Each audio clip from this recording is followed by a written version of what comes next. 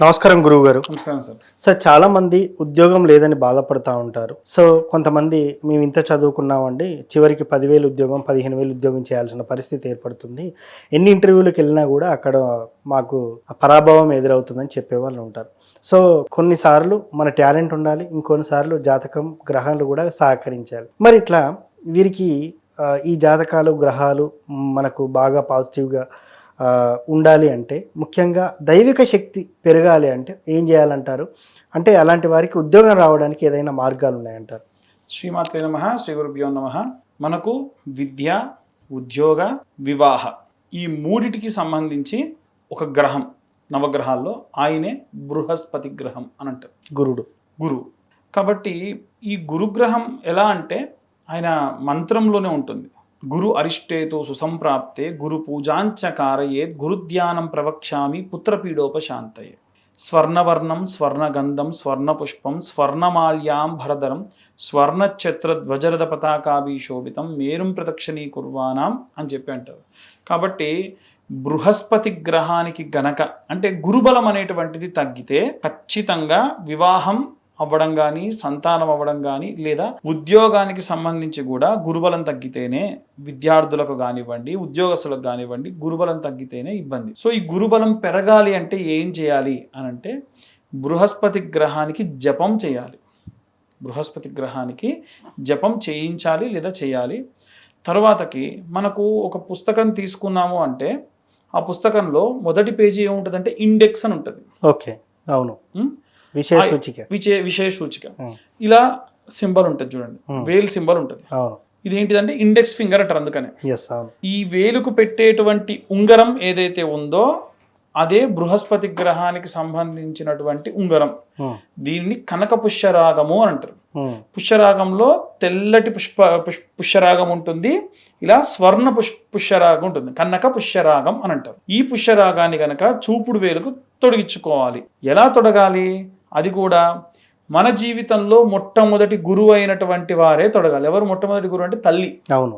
కాబట్టి బుధవారం రోజు రాత్రిపూట ఆ ఉంగరాన్ని శనగలలో వేసి నానబెట్టి నీళ్ళలో ఈ ఉంగరం కూడా పెట్టి మరుసటి రోజు ఆ ఉంగరాన్ని తొడగాలి. అది కూడా గురు హోరాకాలంలో తొడగాలి.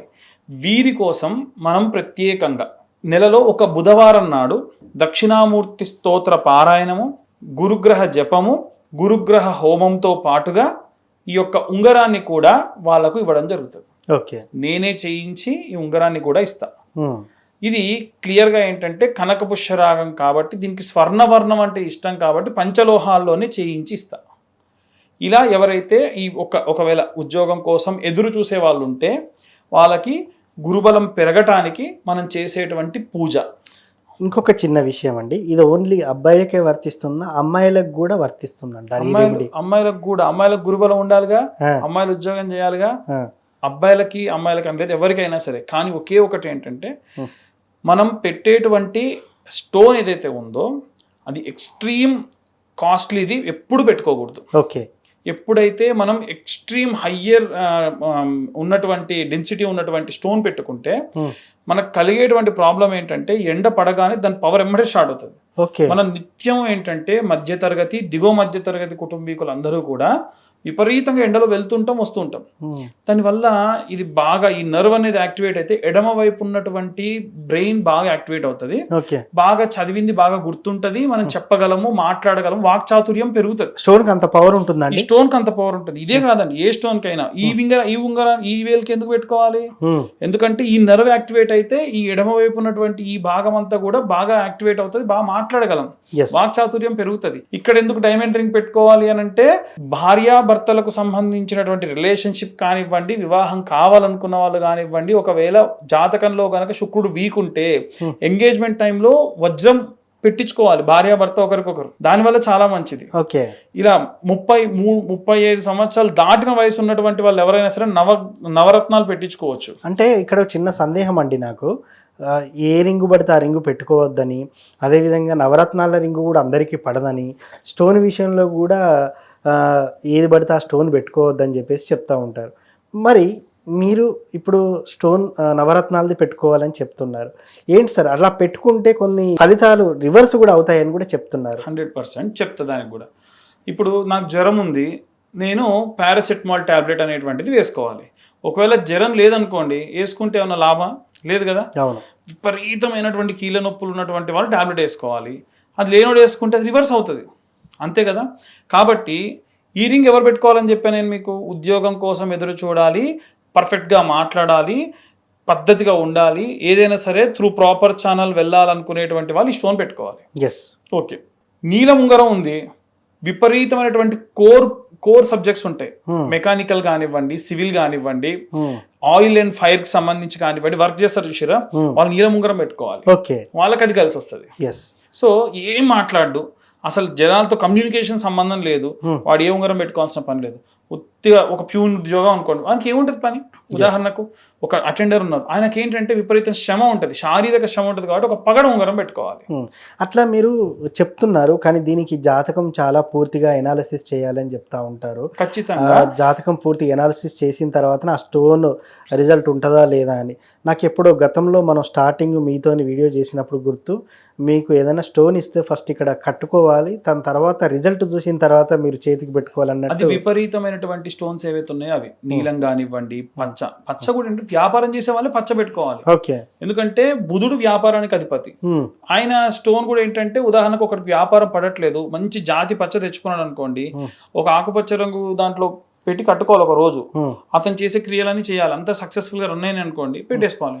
ఏం జరగట్లేదు అనుకోండి పెట్టి వేస్ట్. అతనికి ఒక రోజుల్లోనే ఫలితం ఖచ్చితంగా నీలం కానివ్వండి, లేకుంటే వజ్రం కానివ్వండి, జాతి పచ్చ కానివ్వండి, బైడూరియన్ లాంటివి కానివ్వండి, అవన్నీ కూడా ఏంటంటే బాగా పవర్ఫుల్. ఇవి కాకుండా వేరే ఏవైనా సరే, ఇప్పుడు గురుబలం పెరగాలంటే ఈ కనకపుష్యరాగం అనేటువంటి ఉంగరం పెట్టుకోవచ్చు. ఇది పెట్టుకున్న తర్వాతకి వేలు నుంచి విడదీసామా మళ్ళీ ఇంకో వేలుకు పెట్టాలి. ఓకే, చాలా మంది తీసి పక్కా పెడుతూ ఉంటారు. ఇది ఎప్పుడైనా ఉండొచ్చా అండి? అంటూ ముట్టుతో సంబంధం లేదు? అంటూ ముట్టు వజ్రాలకి గానీ, రత్నాలకి గానీ, బంగారానికి గానీ, డబ్బుకి గానీ ఉండదు. అంటూ ముట్టు ఉండదు ఖచ్చితంగా. ఇప్పుడు ఇలా తీసాం, మళ్ళీ ఇటు సైడ్ పెట్టేసుకోవాలి తప్ప, తీసి పక్కకు పెడితే శక్తిహీనత అనేటువంటిది జరుగుతుంది. కాబట్టి అందుకని మనం చాలా మంది ఏమంటారంటే, ఈ పూజ మీరు గురువారం నాడే చేయొచ్చు కదా అంటే, చూద్దాం మనం ఒకసారి ఆలోచించి మాట్లాడి, గురువారం నాడు చేయాలా, ఒకవేళ బుధవారం నాడు చేసి మరుసటి రోజు గురువారం ఉంగరం ధరించడం చేయాలనేటువంటిది చూద్దాము. దానికి సంబంధించి ఏంటంటే, మనకు ఎక్కడ పర్ఫెక్ట్ స్టోన్స్ దొరుకుతాయి అనేది కూడా నేను కనుక్కున్న తర్వాత ఒకసారి కనుక తెలిస్తే మన త్రూనే ఖచ్చితంగా జనాలందరికీ కూడా ఆ విషయం అనేటువంటిది చెప్పడం జరుగుతుంది. సో గురువు గారు ఈ సందర్భంగా తెలియజేస్తుంది ఏంటంటే, ఎవరికైనా ఉద్యోగం రావట్లేదు, ఎంత ప్రయత్నించినా అని అనుకునే వారికి సపరేట్గా బుధవారం రోజున ఒక విశేషంగా ఒక పూజ నిర్వహించబడుతుంది. అందులో మీకు ఇప్పుడు చూపించినటువంటి ఉంగరం ఏదైతే ఉందో ఆ ఉంగరాన్ని కూడా పంచలోహంతో తయారు చేసి మీకు అందించడం కూడా జరుగుతుంది. ఇవే కాకుండా వాళ్లకు జాతక కుండలి కూడా పూర్తిగా ఇస్తా. మొత్తం 160 పేజీల్లో జాతకం ఇస్తా. అదేవిధంగా మీరు వ్యక్తిగతంగా జాతకం చేయించుకోవాలంటే కూడా గురువు గారిని సంప్రదించవచ్చు. వ్యక్తిగత జాతకం ఎందుకు అంటే, మనకు భవిష్యత్తు ఏం జరగబోతుంది, ప్రజెంట్ ఉన్న కాలంలో మనం ఇంకా ముందుకు సాగుతామా లేదా అనేది కూడా అందరికీ తెలుసుకోవాలని అనిపిస్తూ ఉంటుంది. సో ఆ కారణం చేత వ్యక్తిగత జాతకం అనేది మనకు ముఖ్యము. ఎవరైనా ఇంట్రెస్టెడ్గా ఉంటే, అంటే మాకు తెలుసుకోవాలి మా జాతకం ఎలా ఉంటుందని అనుకునేవారు మాత్రమే సంప్రదించండి. అనవసరంగా మనకి ఇష్టం ఉంటేనే ప్రయత్నం చేయాలి, ఇష్టం లేనప్పుడు దాన్ని లైట్గా తీసుకోవాలి. సో ఇది వాటి కార్యక్రమం. ముఖ్యంగా ఉద్యోగం గురించి ఒక చక్కటి పరిహారాన్ని అయితే తెలియజేశారు గురువుగారు. Thank you. ధన్యవాదాలు.